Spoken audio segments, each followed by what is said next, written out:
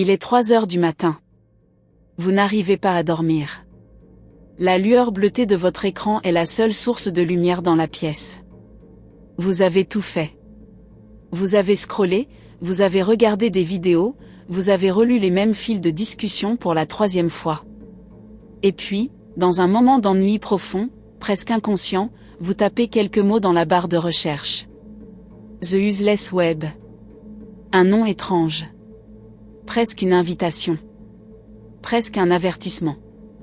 Ce que vous ne savez pas encore, c'est que derrière ce nom anodin, derrière cette façade de légèreté et d'absurde, se cache quelque chose que vous ne serez jamais tout à fait capable d'expliquer. Une anomalie dans le tissu du monde numérique. Un endroit où les règles normales d'Internet cessent de s'appliquer. Où les sites web semblent exister pour des raisons que personne, absolument personne, ne comprend vraiment. Bienvenue sur The Useless Web. Éteignez la lumière. Et surtout, ne cliquez pas si vous avez peur de ce que vous pourriez trouver. La page d'accueil est d'une simplicité désarmante. Un fond blanc. Quelques mots au centre de l'écran. Un bouton. Please. C'est tout. Juste ce mot. Please. Comme si le site vous suppliait. Comme s'il attendait quelque chose de vous depuis longtemps. Depuis bien avant que vous ayez décidé de venir ici ce soir. Vous hésitez. Il y a quelque chose dans cette interface minimaliste qui vous met mal à l'aise, sans que vous puissiez mettre le doigt dessus. Peut-être est-ce l'absence totale d'informations. Pas de menu. Pas d'explication. Pas de description de ce que vous allez trouver. Juste ce bouton qui attend, patient comme une araignée au centre de sa toile. Vous cliquez. Et là, quelque chose se produit. Quelque chose que votre cerveau rationnel s'empresse immédiatement de rationaliser, mais que votre instinct animal, lui, reconnaît pour ce que c'est, un passage. Vous venez de traverser un seuil. L'écran se charge. Un nouveau site apparaît. Un site que vous n'avez jamais demandé à voir. Un site qui n'a aucun sens. Un site qui semble avoir été créé dans un but précis, mais dont vous ne pouvez pas déterminer lequel. Et puis vous revenez en arrière. Vous cliquez à nouveau sur Please. Et un autre site apparaît. Différent. Tout aussi inexplicable. Tout aussi perturbant dans son inutilité absolue. Vous recommencez. Encore, encore, encore. Vous n'avez pas encore réalisé que vous ne pourrez peut-être plus vous arrêter. Parlons de ce que vous allez trouver. Parce que c'est là que le malaise commence vraiment à s'installer. Le premier site que vous visitez ce soir représente peut-être un homme en costume qui court. Il court en boucle, indéfiniment, sans jamais arriver nulle part. Il n'y a pas de musique. Pas de son.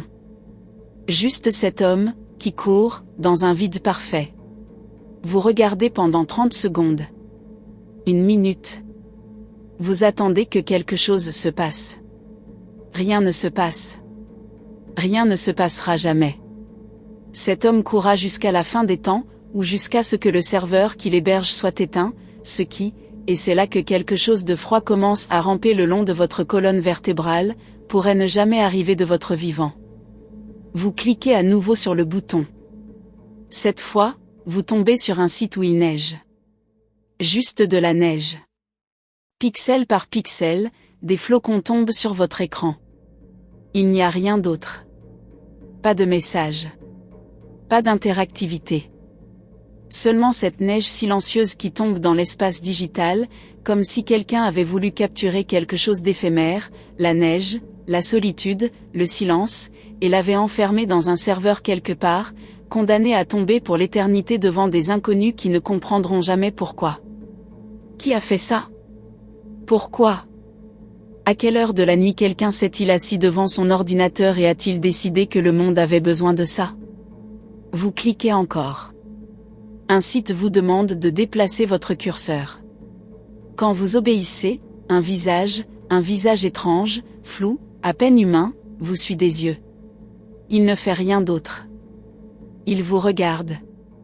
Ses yeux ne vous quittent pas, peu importe où vous déplacez la souris. Et quelque chose dans la façon dont ce regard vous suit déclenche en vous un instinct primitif. Quelque chose dans votre cerveau, quelque chose de très ancien, quelque chose qui date d'une époque où nos ancêtres devaient détecter les prédateurs dans l'obscurité, vous dit que ce regard n'est pas censé être là. Vous fermez l'onglet. Plus vite que vous ne l'auriez voulu. Vous cliquez encore.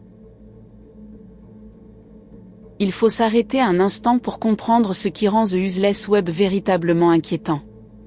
Ce n'est pas la peur au sens classique du terme. Ce ne sont pas des jumpscares. Ce ne sont pas des images sanglantes ou des sons stridents. C'est quelque chose de bien plus subtil. De bien plus insidieux. C'est l'absurde. The Useless Web est un répertoire. Un portail qui vous redirige vers des centaines, peut-être des milliers, de sites internet qui ont été créés sans aucune utilité apparente. Des sites qui font une seule chose. Une chose bizarre, répétitive, inexplicable. Et qui la font indéfiniment. Un site joue un son de paix en boucle. Un autre affiche un chat qui mange de la pizza en tournant sur lui-même.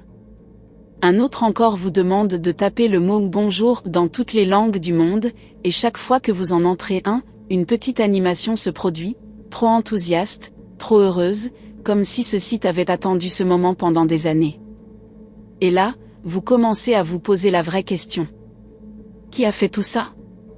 Quelque part dans le monde, il y a des gens, des êtres humains en chair et en os, qui respirent, qui ont des familles, qui paient des factures, qui ont consacré du temps, de l'énergie, parfois des mois de travail, à créer ces choses. Ces choses inutiles. Ces choses qui n'ont aucun but, aucune fonction, aucune valeur marchande. Pourquoi ? Certains vous diront que c'est de l'art. Que c'est une forme d'expression, un commentaire sur la nature du web, sur la futilité de notre rapport à la technologie. Et peut-être que c'est vrai. Peut-être. Mais à 3 heures du matin, seul devant votre écran, quand le 10e site consécutif vous montre quelque chose d'inexplicablement étrange, une autre pensée commence à germer dans votre esprit. Et si certains de ces sites n'avaient pas été créés par des humains ? Restez avec moi. Je sais ce que vous pensez. Vous pensez que c'est une théorie du complot, une pensée magique, le genre d'idée folle qu'on n'a qu'à la faveur d'une nuit sans sommeil. Mais réfléchissez. Internet est immense. Démesurément, incompréhensiblement immense. On estime qu'il existe aujourd'hui plus d'1 milliard de sites web actifs. 1 milliard. Même si vous visitiez un site par seconde, sans jamais dormir, sans jamais manger, il vous faudrait plus de 30 ans pour tous les voir. Et encore, de nouveaux sites apparaîtraient bien plus vite que vous ne pourriez les parcourir. Parmi ces milliards de sites, combien ont été créés sans que personne ne les visite jamais ? Combien existent dans un vide parfait, comme des îles au milieu d'un océan que personne ne traverse ? Combien sont nés d'une impulsion nocturne, d'une idée bizarre, d'un moment de folie créatrice, et ont ensuite été abandonnés, mais pas détruits, flottant dans le réseau comme des épaves qui dérivent ? Et parmi tous ces créateurs anonymes, ces architectes de l'inutile, combien connaissez-vous vraiment leur motivation ? Il y a des années, un développeur a créé un site appelé Pointer Pointer. Son principe, où que vous placiez votre curseur sur l'écran, une photo apparaît, tirée d'une base de données de millions d'images, dans laquelle quelqu'un pointe exactement vers l'endroit où se trouve votre curseur. Pensez à ce que cela implique. Quelqu'un a constitué une base de données de millions de photographies. Il a analysé chaque image pour détecter la direction dans laquelle les sujets pointent leurs doigts. Il a créé un algorithme capable de superposer votre position de curseur avec la photo correspondante en temps réel. Cela a pris des mois. Des mois de travail méticuleux, obsessionnel, pour créer quelque chose dont la seule fonction est de vous montrer que quelqu'un, quelque part, dans une photographie prise à un moment donné de l'histoire, semble pointer vers vous. Vers vous. Directement vers vous. Dormez bien. Il y a un site sur The Useless Web qui m'a hanté plus que les autres.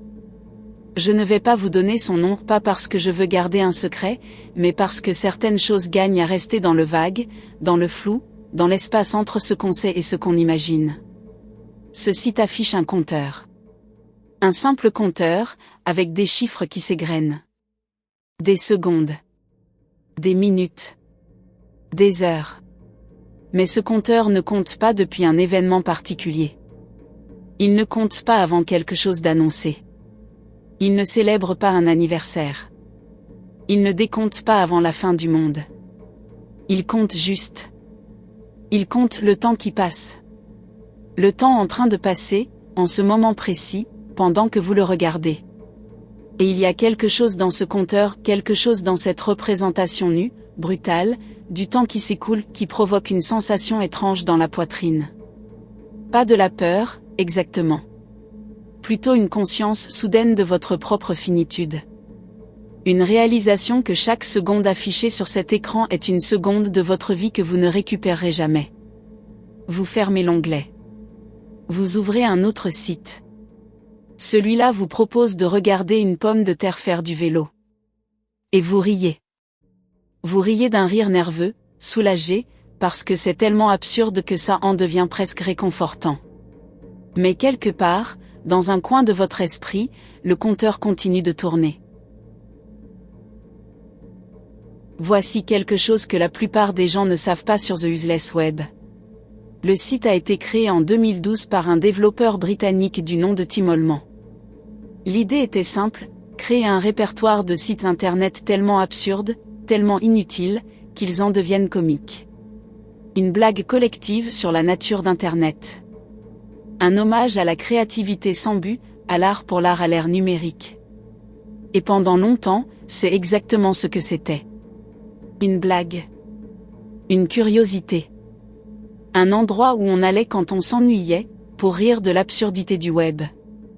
Mais ensuite, quelque chose a changé. The Useless Web est devenu viral. Des millions de personnes ont commencé à le visiter.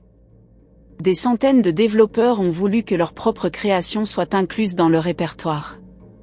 Le site a grandi, a grossi, a intégré de nouvelles destinations, de nouveaux portails vers des coins de plus en plus étranges de l'Internet. Et là, quelque chose d'intéressant et de légèrement troublant s'est produit. Certains des sites du répertoire ont commencé à changer. Pas de manière dramatique. Pas de manière que vous remarqueriez au premier coup d'œil. Mais des utilisateurs attentifs, des gens qui revisitaient les mêmes sites plusieurs semaines ou plusieurs mois après leur première visite, ont commencé à noter des différences subtiles.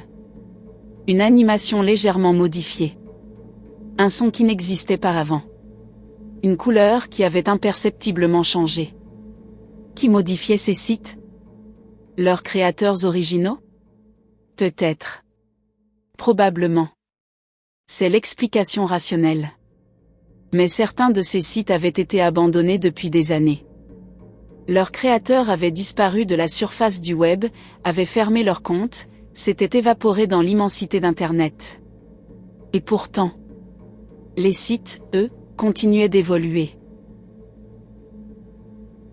Il faut parler de quelque chose d'important. Quelque chose que nous préférons ne pas regarder en face, parce que cela nous oblige à reconsidérer notre rapport à l'espace numérique que nous habitons quotidiennement. Internet ne meurt pas. Pas vraiment. Nous avons cette illusion que le web est éphémère, que les sites disparaissent, que les données s'effacent, que le digital est fragile et transitoire. Mais c'est faux. Les données persistent. Les caches survivent. Les archives conservent. Ce qui est mis en ligne ne disparaît jamais entièrement. Il se déplace, se fragmente, se cache dans des coins obscurs des serveurs, des data centers, des sauvegardes automatiques qui tournent dans des bunkers climatisés au fond de déserts que vous n'avez jamais visités et ne visiterez jamais.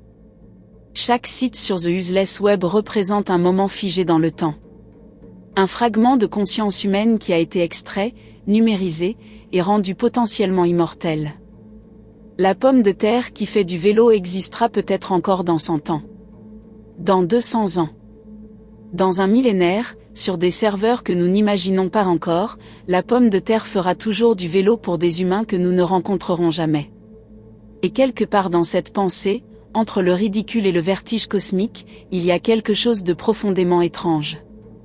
Quelque chose qui ressemble à une question que nous n'osons pas vraiment poser. Si ces sites perdurent indéfiniment, si ces moments d'absurdité humaine sont préservés dans le réseau pour des générations qui ne savent pas encore qu'elles existeront, alors que nous disent-ils sur nous? Que verront ces futurs archéologues du numérique quand ils tomberont sur ces artefacts? Que penseront-ils de nous, ces êtres étranges du début du XXIe siècle qui créaient des sites sans but, qui construisaient des monuments à l'inutilité, qui consacraient leur temps et leur intelligence à faire danser des chats et tomber de la neige pixelisée? Peut-être penseront-ils que nous étions des artistes. Peut-être penseront-ils que nous étions fous. Peut-être que la frontière entre les deux n'a jamais été aussi mince que sur The Useless Web.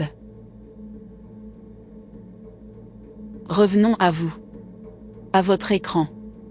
À 3 heures du matin. Vous avez perdu le compte depuis longtemps.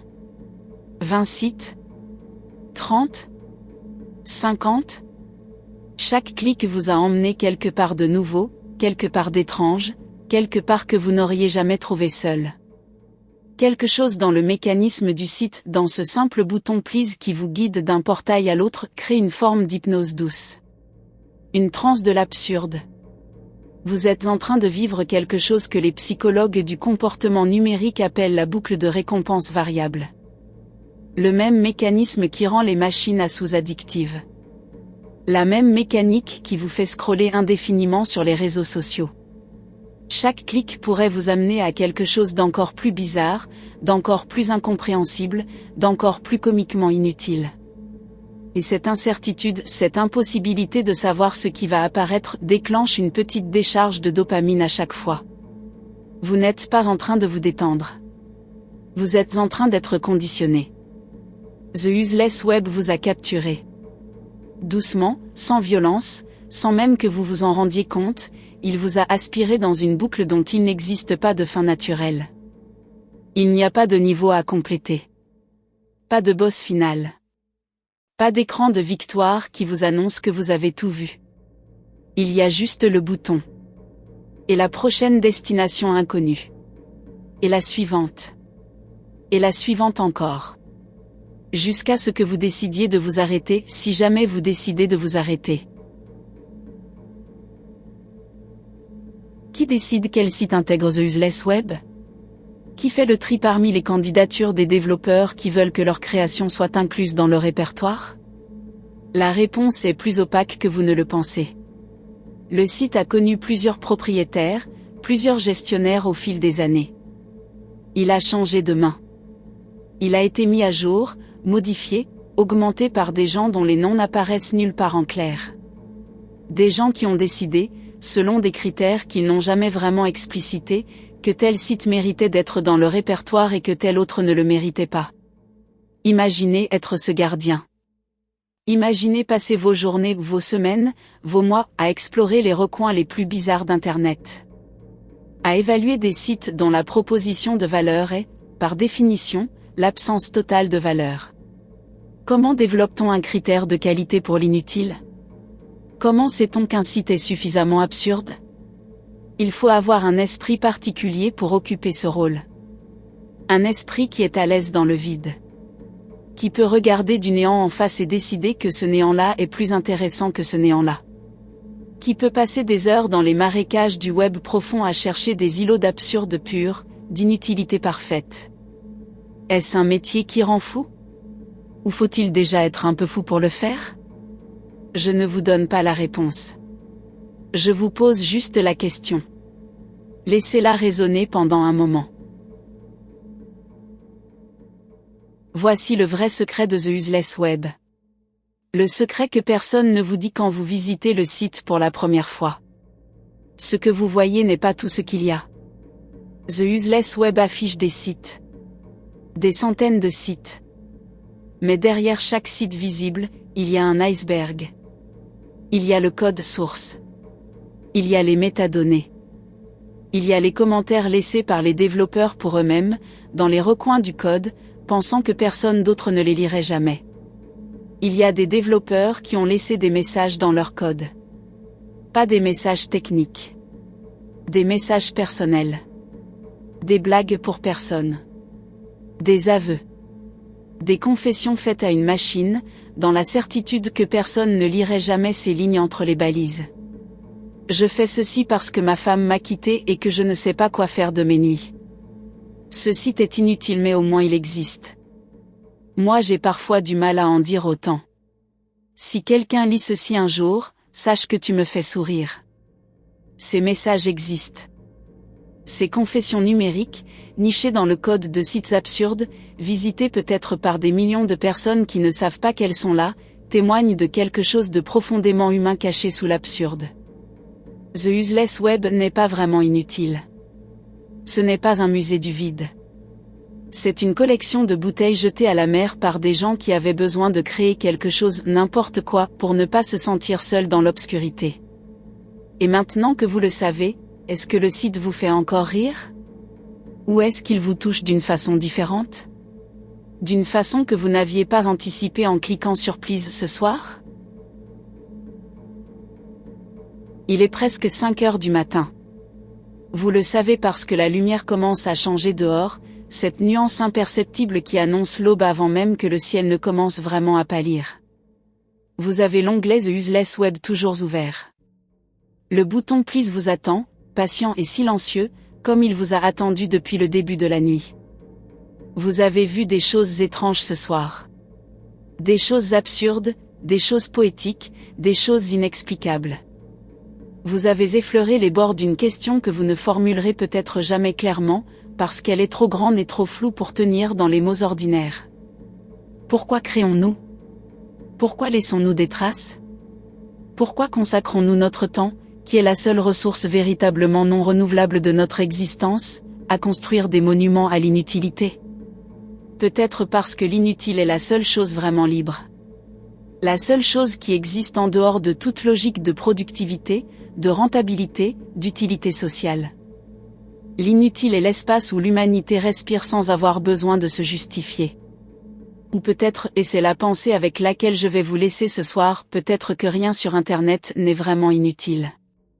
Peut-être que chaque pixel, chaque animation en boucle, chaque son absurde qui joue dans le vide d'un navigateur à 3 heures du matin, est le témoignage d'une conscience qui a existé, qui a créé, qui a laissé quelque chose derrière elle.